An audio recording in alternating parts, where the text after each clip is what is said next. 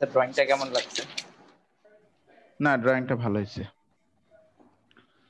আচ্ছা শোনো, তো যেটা বলছিলাম, এই আমার রাইটিং পেন গেল কই? বলেন না, নষ্ট হয়ে গেছে আবার। না না, রাইটিং পেন তো নষ্ট হয় নাই। নষ্ট ওই হবে যে কেন মনে কিন্তু? আছে ওই দিন দেখাইছিলেন। হ্যাঁ, তো ঠিক আছে। আপনার ফোনে বলে সাফা কবিরের ছবি ছিল। আরে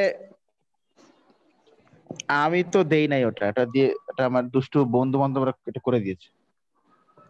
আচ্ছা, আমি মনে হয় কলমটা তাহলে ভুলে আমার বন্ধুর বাসায় রেখে এসেছি। যাই হোক, আমার হাত তো আছে, সমস্যা নাই। আই হ্যাভ গট হ্যান্ডস, হাত দিয়ে কাজ চালিয়ে দিব, মানে লেখালেখির। আচ্ছা, ঠিক আছে। তো আজকে we are going to study about কি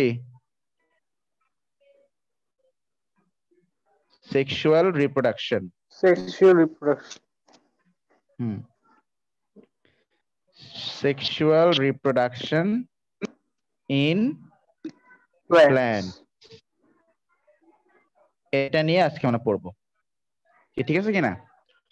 আচ্ছা, তো দেখো, সেক্সুয়াল রিপ্রোডাকশন মানে তোমরা সবাই জানো যে সেক্সুয়াল রিপ্রোডাকশন মানে হচ্ছে where two parents are involved, তাই না? The two parents are Two involved. Yes, sir. parents are involved and the cells from which the offspring is produced, they are all the haploid cells.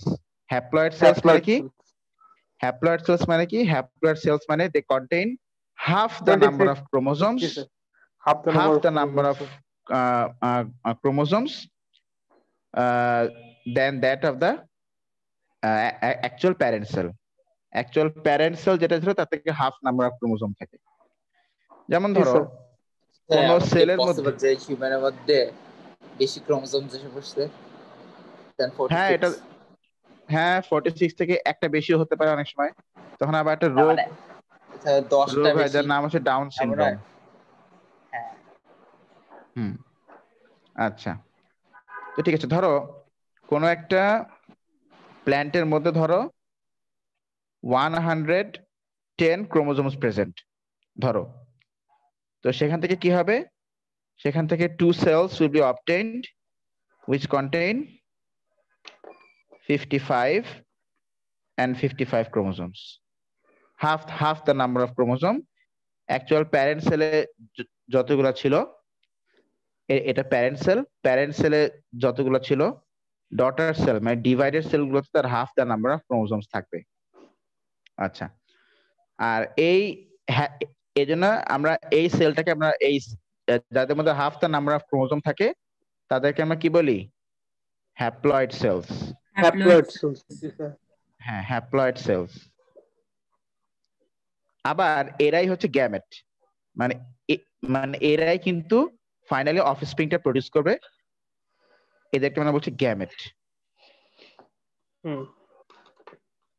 বা reproductive sell.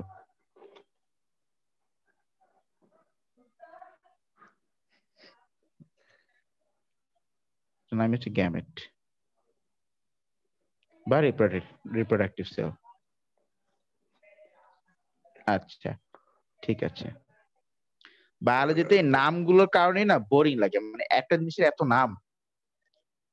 আসলে ঠিক sir আছে, কি আর অনেক করা কিছু যাবে? শিখতে হয় স্যার।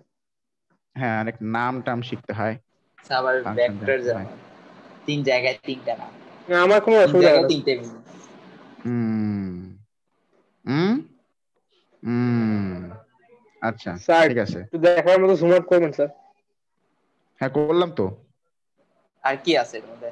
হ্যাঁ হ্যাঁ হ্যাঁ, আমি স্ক্রিন জুমিং করে রাখছি। আল্লাহ, তাহলে sir. High high high high high, দেখছো? না sir, it was my fault. সর্বনাশ করে, সর্বনাশ হুম, করে। আচ্ছা। তো স্যার মাইক্রোস্কোপও কাজ করতো না।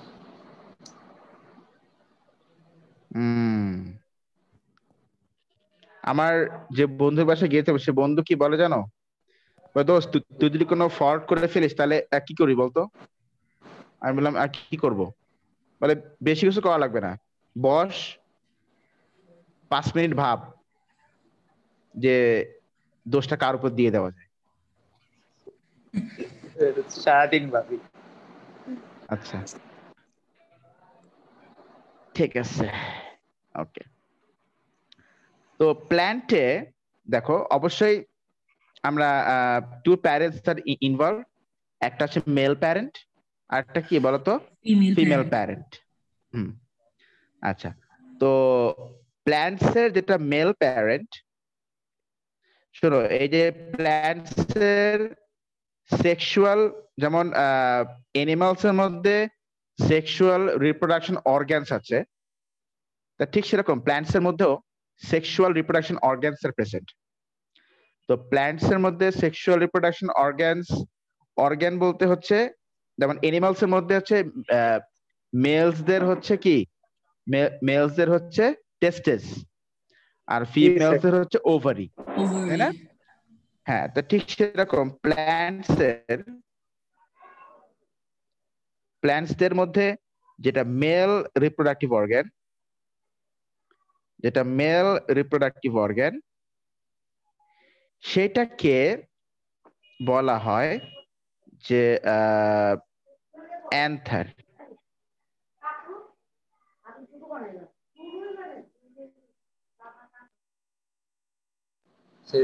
না, রিপ্রোডাক্টিভ সরি, সিস্টেম। স্টেমেন। হ্যাঁ, প্ল্যান্টস এর যে মেল অর্গান তাকে কি বলা হয়? স্টেমেন। ঠিক আছে কিনা? প্ল্যান্টস এর যে মেল রিপ্রোডাক্টিভ অর্গান তাকে কি বলে বলো? স্টেমেন। হ্যাঁ, মেল স্টেমেন। Reproductive organ. তো স্যার হ্যাঁ, রাতে মেল কোনটা রিপ্রোডাক্টিভ অর্গান করাবেন? হচ্ছে স্টেমেন। রাতে কেমিস্ট্রি পেপার 4। পেপার 4 মানে কোনটা? কিছু র্যান্ডম দিয়ে দিবেন এটা। একদম লেটেস্ট 2020। 2020। হ্যাঁ, কারণ আচ্ছা, না পাবো। টিচাররা না পেলেও আমি দিয়ে দিব, সমস্যা নেই, আমি গ্রুপে দিয়ে দিব। স্যার আমি পাইছি, আমি দিয়ে দেবো না যদি লাগে। ফিমেল প্ল্যান্টস এর যে ফিমেল রিপ্রোডাক্টিভ অর্গান তাকে বলা হয় কার্পেট, মানে কার্পেল, সরি, কার্পেল। ঠিক আছে কিনা? আচ্ছা আচ্ছা, তোমরা কিন্তু একটা কোশ্চেন, এটা তোমাদের আগের ব্যাচ যারা ও লেভেল দিচ্ছে ওদের মধ্যে একটা মেয়ে করেছিল। সেই মেয়েটাতে স্যার তাহলে মেল আর ফিমেল মানে কোনটা মেল রিপ্রোডাক্টিভ অর্গান আর কোনটা ফিমেল রিপ্রোডাক্টিভ অর্গানস এর, এইটা মানে কিভাবে করে এই ডিফারেন্সিয়েশন গুলো করা হলো? মানে সে অ্যাকচুয়ালি পরে আবার এই কোশ্চেন হচ্ছে যে স্যার আমরা তো ফিমেল, কিন্তু আমরা কেন ফিমেল? স্যার আপনি তো মেল, আপনি কেন মেল? বললাম বাহ, কোশ্চেনটা দারুণ তো। আমি তো কখনো এইভাবে করে ভেবে দেখিনি যে আমি তো মেল, কিন্তু আমি কেন মেল? আর ও ফিমেল, তাহলে ও কেন ফিমেল? ওয়াই? এই মেল আর ফিমেল, নেমিংটা এমন কেন করা? হ্যাঁ, নেমিংটা এমন কেন? যে উল্টা ঠিক কেন? আছে, উল্টা কেন? হ্যাঁ, উল্টা মানে উল্টা না কেন, ও অ্যাকচুয়ালি এটাই বলতে স্যার এটা উল্টা না কেন। তো মানে এটা উল্টা, মানে উল্টা কেন হলো না? ঠিক আছে, উল্টা করবেন কেন দেখা? ওই যে মানে নামটা কেন উল্টা হলো না? ও আচ্ছা। অ্যাকচুয়ালি ওই যেটা দেখা যায় যে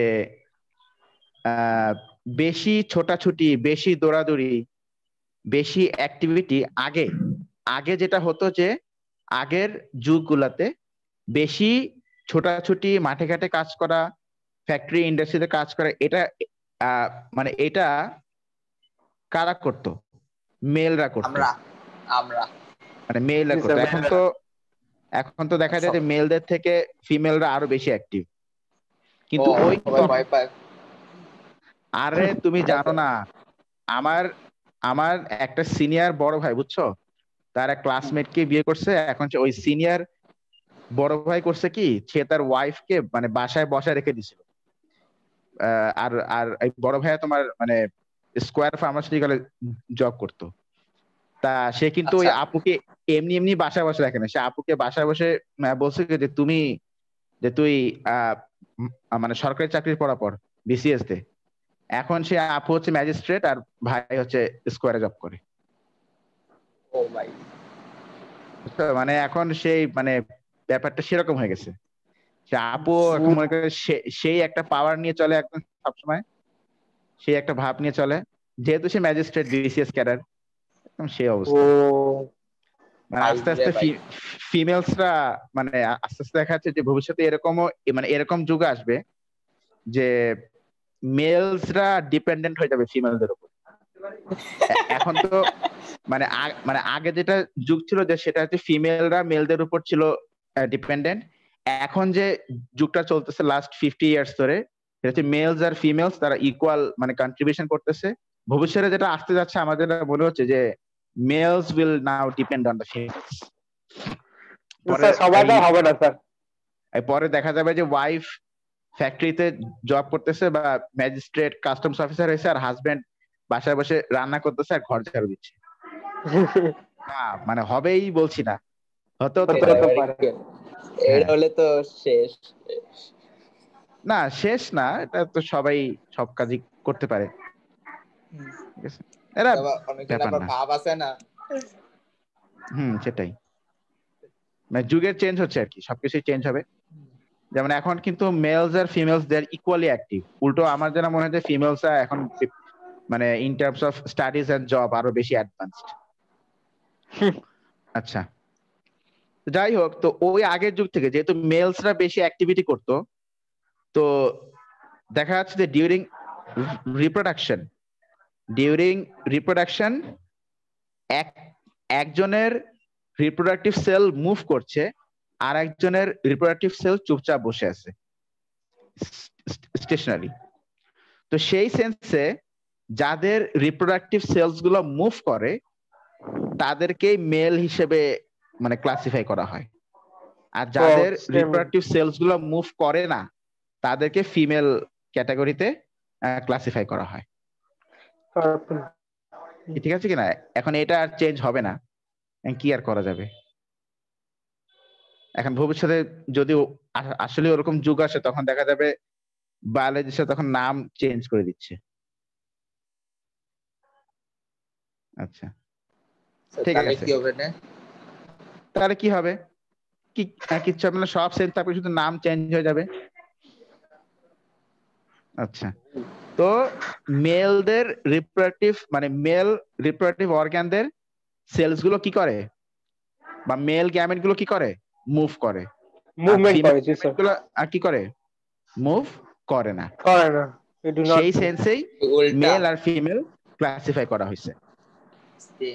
আচ্ছা, মানে কি তো স্টেশনারি? তো প্ল্যান্টস এর যে মেল গ্যামেট বা মেল রিপ্রোডাক্টিভ অর্গান তাকে আমরা কি বলছি? স্টেমেন। আর যেটা ফিমেল রিপ্রোডাক্টিভ অর্গান সেটাকে আমরা কি বলছি? কার্পল। কি ঠিক আছে কিনা? আচ্ছা, জি স্যার। তো এই মেল রিপ্রোডাক্টিভ অর্গান আর female reproductive organ of plants দেখা যায় যে এটা প্ল্যান্টস এর যে পার্টে প্রেজেন্ট থাকে সেই পার্টটা অবশ্য একটু specially designed to create some differentiation. তো মেল রিপ্রোডাক্টিভ অর্গান আর ফিমেল রিপ্রোডাক্টিভ অর্গান যে পার্টস গুলোর মধ্যে থাকে, যে পার্টটার মধ্যে থাকে প্ল্যান্টের, সেই পার্টটা হচ্ছে ফ্লাওয়ার। পার্টটার নাম কি বলতো? ফ্লাওয়ার। ফ্লাওয়ার, হ্যাঁ, এই ফ্লাওয়ারের ভিতরে মেল আর ফিমেল রিপ্রোডাক্টিভ অর্গানস গুলো থাকে। তো বেশি কোনটা? এটা আল্লাহ তাআলা দিয়েছে। যেমন ফিমেলসদের রিপ্রোডাক্টিভ অর্গান কিন্তু মানে ইন এনিমালস ফিমেলদের রিপ্রোডাক্টিভ অর্গান যেরকম মানে protected, not opened, protected inside the abdomen. আবার মেলসদের রিপ্রোডাক্টিভ অর্গান কিন্তু protected inside special type of skin. তা ঠিক সেরকম এই রিপ্রোডাক্টিভ অর্গান গুলোকে একটু প্রোটেকশন দিতে হয়, একটু ঢেকে রাখতে হয়, কভার করে রাখতে হয়। তো এই জন্য এই মেল আর ফিমেল রিপ্রোডাক্টিভ অর্গান গুলোকে একটু মানে কভার আপ বা একটু একটা স্পেশাল কোনো মানে টেক্সচার দেওয়ার জন্য এগুলোকে উপরওয়ালা ফ্লাওয়ারের মধ্যে দিয়েছেন। এখানে আমার কোনো হাত নেই, আমার কোনো দোষ নেই। I did not. মানে স্পেশাল টেক্সচার মানে একটা স্পেশাল লুক, কি ঠিক আছে কিনা? যে হ্যাঁ এখানে রিপ্রোডাক্টিভ অর্গানস আর প্রেজেন্ট। আপনি নাকি বলছেন যাও বাবা কিন্তু ডাক্তার হবে না। হ্যাঁ তা তো বলছি, অবশ্যই। আমার বোনরা বলছিলেন। হ্যাঁ তোমাদেরকে বলি, যা যা হবা মেডিকেল অপশন রাখবে একদম লাস্টে, মেডিকেল অপশন একবার লাস্টে রাখবা।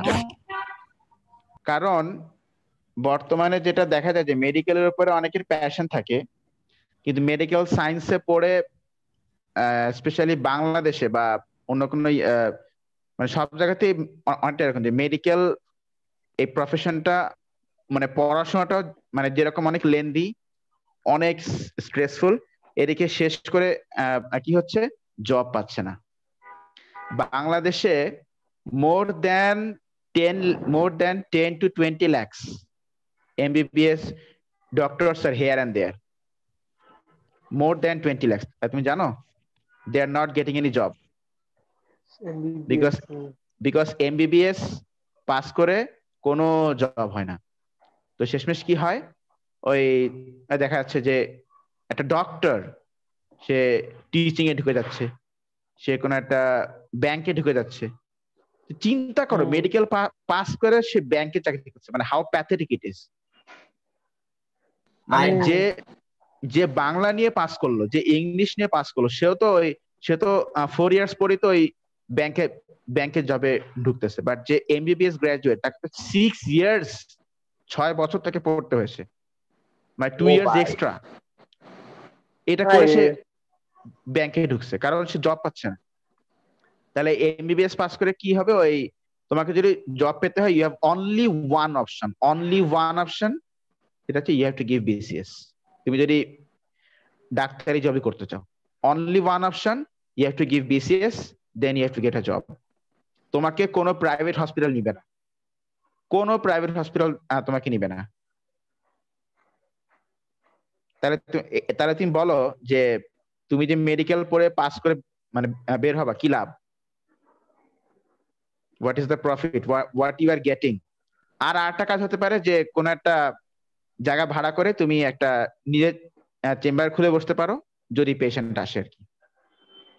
তবে ইউজুয়ালি তো পেশেন্টের তুমি জানো যে একমাত্র নামি দামি ডক্টর যারা হসপিটালে কাজ টাজ করে আর কি, তাদের কাছে ছাড়া যায় না, কি তাই না? জি স্যার। কিন্তু বাংলাদেশে না ডক্টরদের ল্যাকিং হচ্ছে। বাংলাদেশের ডক্টরদের ল্যাকিং হচ্ছে তো এই কারণেই, বিকজ বিসিএস না দিলে ডক্টরদেরকে কোনো মেডিকেল জব দেওয়া হয় না। তাই এই যে এত এত ডক্টর, অনেকে তো মানে বিসিএস তো আর মুখের কথা না, তোমাকে বিসিএস এর জন্য হিউজ অ্যামাউন্ট অফ স্টাডি করতে হয়। এটা তো যারা বিসিএস দেয় তারা জানে, হিউজ হিউজ পড়াশোনা করতে হয়। সবাই তো বিসিএস এ তো টিকে না, এই জন্যই ল্যাকিংস হচ্ছে। কারণ বিসিএস দিয়েছেন না? হ্যাঁ আমি বিসিএস দিয়েছি। আমাকে তো পুলিশ বানাই দিছে, কিন্তু আমি তো পুলিশে ঢুকবো না, এই জন্য আমি আবার বিসিএস দিব। আচ্ছা, তো এইটাই আর কি। তো এই জন্য আমি তোমরা যদি লাইফে দ্রুত সেটেল হতে চাও, don't go for medical science. G sir. তুমি জানো যে ইউএসএ তে মানুষ কি করে? আমাদের দেশে পুরো উল্টা। আমরা যেরকম মেডিকেল, ইঞ্জিনিয়ারিং, লয়ার এগুলোর জন্য থাকি বিজি, ওরা জানো কিসের জন্য বিজি থাকে? ওরা লিটারেলি ফাইট করে to study theoretical physics, theoretical chemistry, theoretical biology, আর সব থেকে বেশি ফাইট হয় ম্যাথমেটিক্স পড়ার জন্য। সব থেকে বেশি ফাইট ওরা করে ম্যাথমেটিক্স মানে পড়ে। কারণ যারা ম্যাথমেটিশিয়ান হয়ে বেরোয় বা ম্যাথমেটিক্স গ্রাজুয়েট হয়ে বেরোয়, তাদের হাতে জবের অভাব নাই, মানে তারা যেখানেই যাবে সেখানেই তাদের জব, এই অবস্থা। আর ওখানে মানে ডেভেলপ কান্ট্রি গুলোতে মানুষ একেবারে যখন দেখে যে না আর তো কোনো উপায় নাই, তখন লাস্ট মোমেন্টে যে এবার তারা মেডিকেল এগুলোতে তারা ট্রাই করে। কারণ তারা জানে যে এগুলো পড়াশোনা যেমনই পেইনফুল তেমনই জব পাওয়াটাও ডিফিকাল্ট। অবশ্য ওদের দেশে ডিফিকাল্ট না, ইফ ইউ ক্যান। হ্যাঁ গলা কাটা। ওইটাই, হ্যাঁ ওইটাই। এই জন্য আমি বলেছি যে ডোন্ট আমি আমি তোমাদেরকেও বলছি, তোমরা ভবিষ্যতে আমার এই এই কথাটার মিনিং বুঝবা, যখন ইউনিভার্সিটি পাস করে বেরোবা তখন বুঝবা। অনেকে তো বুঝে না, অনেকে তো মনে করে যে এটা আমিও অ্যাকচুয়ালি বুঝতাম না। আমার তো এসএসএমসি তে চান্স হয়েছিল।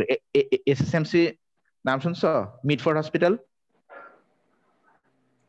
হ্যাঁ স্যার সলিমুল্লাহ না medical sir. College, sir Salimullah medical college, Mitford hospital, Dhaka. এটা ওই ইয়েতে ও আচ্ছা আচ্ছা। মিডফোর্ড হসপিটাল, হ্যাঁ। ঠিক তো আছে। ওখানে আমার চান্স হয়েছিল, জাস্ট 1 মার্কের জন্য আমার আর কি ঢাকা মেডিকেল কলেজে চান্স হয়নি। ওখানে আমার চান্স হয়েছিল। তো আমার ফাদার একদম স্পেসিফিক বললেন যে তুমি সলিমুল্লাহ মেডিকেল কলেজ না, তুমি ঢাকা মেডিকেল কলেজে চান্স পেলে আমি তোমায় পড়তে দিব না মেডিকেল।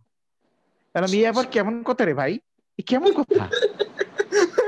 মানে কি আমার আব্বা কি পাগল? কি বলতেছে? আচ্ছা ঠিক আছে, তাহলে আমি কি পড়বো? বল তুমি ঢাকা ইউনিভার্সিটি পড়বা। আচ্ছা ঠিক আছে, আরে ঢাকা ইউনিভার্সিটি আমি ভর্তি হয়েছিলাম অ্যাপ্লাইড ফিজিক্স অ্যান্ড মানে ইলেকট্রনিক্সে। সেখান থেকে সে আমাকে জোর করে ট্রান্সফার করে আবার ফার্মেসি আর মেডিসিনে নিয়ে আসছে। কিন্তু আমি তো ফার্মেসি পড়তে পড়তে যখন সেকেন্ড ইয়ারে উঠলাম তখন বুঝতেছি যে oh my god, what a decision my father had taken, salute to him. যত যাই করুক আমার ফাদার একটা সেই ডিসিশন নিছে, ঠিক আছে। মানে আমি আসলে মানে যখন অ্যাডমিশন টেস্ট দিয়েছে তখন ইম্যাচিউর ছিলাম, ওই যে সবাই ডাক্তার ডাক্তার ওফ ইঞ্জিনিয়ার ওফ, সেই অবস্থা। ওই একটা মানে মানে ইনফ্যাকচুয়েশন আমি পড়ে গেছিলাম। বাট পরে তো বুঝতে পারছি বুঝলাম স্যার। যে কলা কাটা। আমার যে ফ্রেন্ড ঢাকা মেডিকেল কলেজে পড়ছে, মনে করে যে আমি তো, আমার এখন অবস্থাটা কি, আমার এখন অবস্থা হচ্ছে যে আমার এখন আমি এখন সেটেলড, আমাকে এখন বিয়ে শাদী করতে হবে, এটা হচ্ছে আমার অবস্থা। আর ও এখন মাত্র জবে ঢুকছে 6 মাস আগে, এখন সে আর্নিং করতেছে। মানে ও বিসিএসসি টিকছে 6 মান্থস আগে, এখন সে আর্নিং করতেছে। আচ্ছা আর স্যার, আমার ব্র্যাক ইউনিভার্সিটি কেমন স্যার? ভালো, যে কোনো ইউনিভার্সিটি ভালো। স্যার আমার একজন ভালো ফ্রেন্ড খারাপ, পড়ছে স্যার ব্র্যাক ইউনিভার্সিটি। ভালো খারাপ বলে কোনো ভার্সিটি নেই। It depends on you, what skills totally can you depends do. On me. Exactly. তুমি যদি আপনি তো বলো যে স্যার, হার্ভার্ডে চান্স পেয়েছিলেন না মেকানিক্সে? মেকানিক্স না, আমি হার্ভার্ডে চান্স পেয়েছিলাম ইয়েতে, কেমিক্যাল বায়োলজিতে।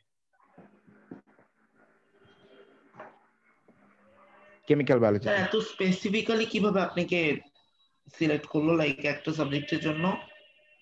আমি তো আমি তিনটা মানে অপশনস দিয়েছিলাম, ওরা সেখান থেকে আমাকে এটা দিয়েছিল।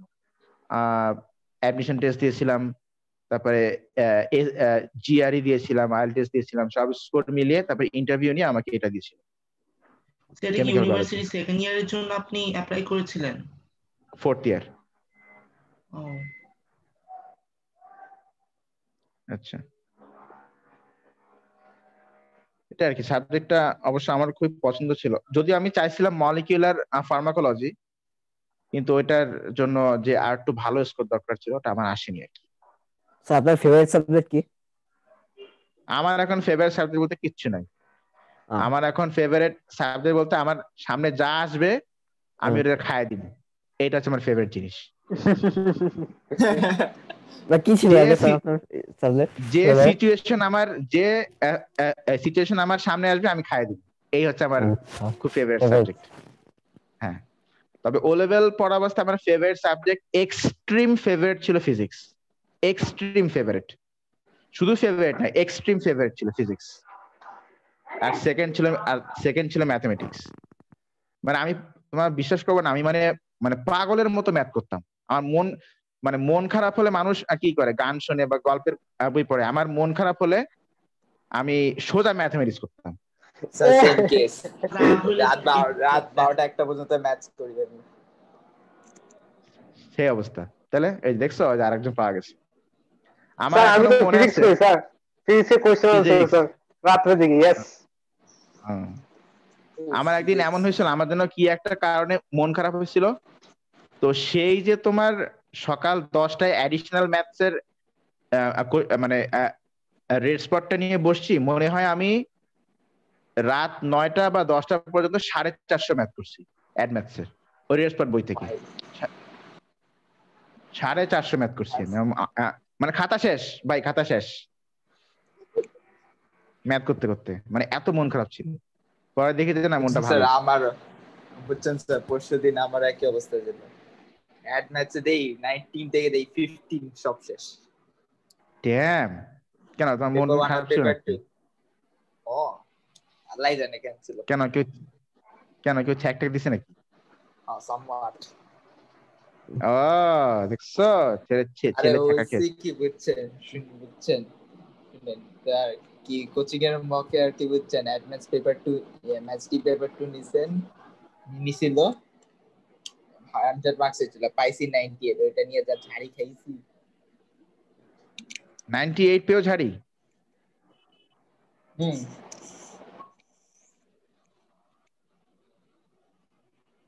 এ আবার কেমন কথা? 98 আউট অফ কত? 100। তাহলে কেমনে ঝাড়ি দেয়? আল্লাহ জানে। আমি তো মানে আমার তো ইচ্ছা করছে ঘর থেকে বের হয়ে যাই। যাওয়া উচিত ছিল। কই যাইতাম? মসজিদে। তো দূর আছে না, কাছেই আছে, যাই তো। পরে আর কি অ্যাডভাইস করতে বসলাম।